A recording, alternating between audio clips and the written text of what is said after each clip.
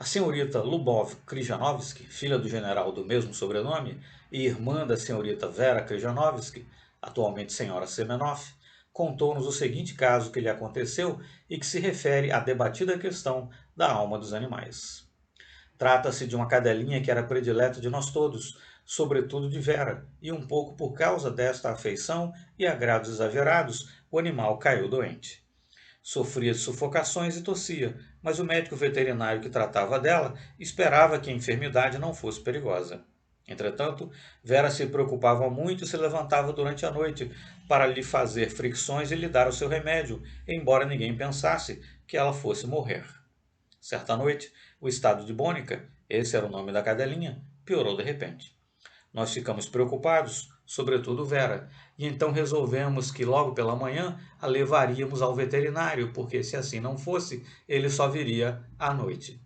Então, pela manhã, Vera e a nossa mãe partiram com um animalzinho doente, enquanto eu ficava e me punha a escrever.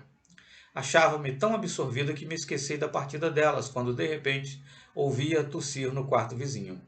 Era lá que se achava a sua caminha, e depois que ficava doente, mal começava a tossir ou a gemer que alguém de nós ia ver do que estava precisando, dando-lhe de beber o remédio ou ajustando um curativo que tinha no pescoço. Levada pelo costume, levantei-me e aproximei-me da caminha. Vendo-a vazia, lembrei-me de que mamãe e Vera haviam partido com Bônica e fiquei perplexa, porque a tosse tinha sido tão forte e tão distinta que era preciso afastar qualquer ideia de engano. Estava ainda pensativa diante da caminha vazia quando, perto de mim, fez-se ouvir um desses gemidos com que Bônica nos saudava quando regressávamos. Depois, um segundo me parecia provir do quarto vizinho. Enfim, um terceiro lamento que parecia perder-se ao longe. Confesso que fiquei sobressaltada e possuída por um tremor penoso. Depois me veio a ideia de que o animal morrera. Olhei para o relógio, que marcava 5 minutos para o meio-dia. Inquieta e agitada, fui para a janela e aguardei os meus com impaciência. Vendo Vera voltar sozinha, corri ao seu encontro e lhe disse a queima-roupa: Bônica morreu. Como é que você sabe disto? Perguntou-me ela, espantada. Antes de responder-me, perguntei-lhe se havia a hora precisa, se sabia a hora precisa em que o animal havia esperado. Alguns minutos antes do meio-dia, foi a resposta, e ela me narrou o que se segue. Quando elas chegaram à casa do veterinário, já pelas 11 horas, esse já havia saído, mas a empregada pediu-lhes insistentemente que o esperassem, visto que já pelo meio-dia o seu patrão deveria voltar, como era de costume.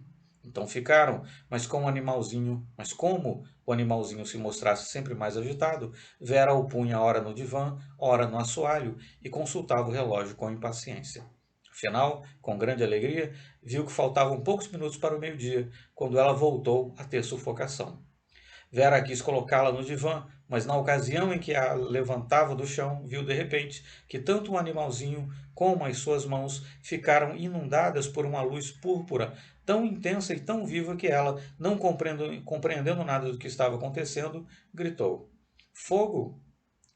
Mamãe viu nada, porém, como estivesse de costas para a lareira, pensou que a sua roupa estivesse pegando fogo e se virou, espantada, mas logo depois viu que Bônica acabava de morrer, o que fez com que mamãe não censurasse Vera pelo seu intempestivo grito e pelo medo que lhe havia causado.